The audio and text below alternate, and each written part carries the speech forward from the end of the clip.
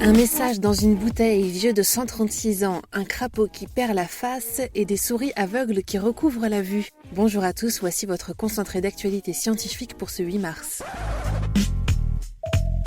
La différence entre l'homme des cavernes et nous, c'est le résultat de la science. Et ce n'est pas une opinion, c'est de la science. Notre monde n'est pas si moche. Le record du plus vieux message trouvé dans une bouteille vient d'être battu. Des Australiens ont découvert sur une plage une bouteille contenant une note remontant à 1882, soit 136 ans. Elle aurait été jetée depuis un navire allemand au cours d'une expérience scientifique visant à étudier les courants océaniques. L'homme de glace va-t-il enfin révéler son secret ? Des chercheurs se sont penchés sur le cas de Wim Hof, un Néerlandais de 58 ans qui a démontré une résistance étonnante au froid extrême. Leur étude a permis de découvrir notamment que l'homme a trouvé un moyen de réguler la température au niveau de sa peau et sa température interne, ce qui contribuerait directement à sa résistance.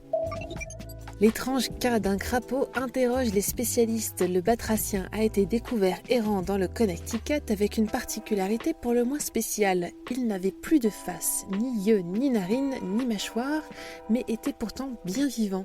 Les spécialistes tentent maintenant de comprendre ce qui a pu lui arriver. Nouvelle prouesse médicale. Au Texas, une mère née sans utérus vient de donner naissance à une petite fille. La femme s'était vue 2 ans plus tôt greffer l'utérus d'une donneuse décédée. C'est la seconde fois aux États-Unis qu'un bébé naît suite à une transplantation d'utérus. D'autres naissances ont toutefois eu lieu en Suède.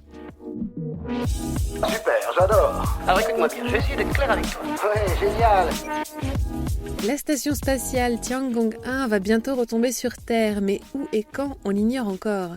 L'Agence spatiale européenne, l'ESA, vient de dévoiler de nouvelles estimations. Selon elle, la station pourrait revenir entre le 29 mars et le 9 avril. Le point de rentrée, quant à lui, serait compris entre 43 degrés nord et 43 degrés sud. Mais les scientifiques continuent de surveiller tout de même l'objet pour préciser ces estimations. 2 ONG viennent de dénoncer le massacre des dauphins par les chalutiers français. Selon France Nature Environnement et Sea Shepherd, de nombreux spécimens seraient accidentellement pris dans les filets de pêche des navires évoluant au large des côtes atlantiques.